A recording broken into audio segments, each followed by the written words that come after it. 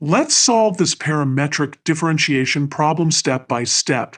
We'll find dy/dx given the parametric equations. Let's start by finding dx/dθ and dy/dθ. For dx/dθ, we differentiate x with respect to theta. The derivative of theta is 1, and the derivative of sine theta is cosine theta. For dy/dθ, we differentiate y with respect to theta. The derivative of cosine theta is negative sine theta. Now, to find dy/dx, we use the chain rule for parametric equations.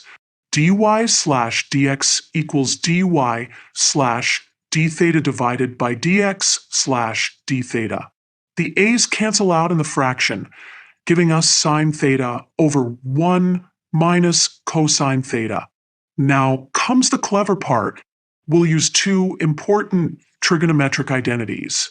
First, sine theta equals 2 sine theta slash 2 cosine theta slash 2, and 1 minus cosine theta equals 2 sine squared theta slash 2. Let's substitute these identities into our fraction. We get 2 sine theta slash 2 cosine theta slash 2 over 2 sine squared theta slash 2.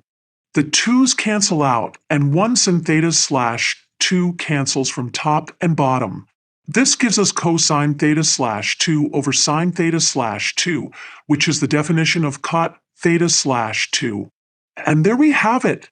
We've found that dy/dx equals cot theta slash 2. This is a beautiful result that came from clever use of trigonometric identities and the chain rule for parametric equations. As a bonus, let's visualize what this curve looks like. This is actually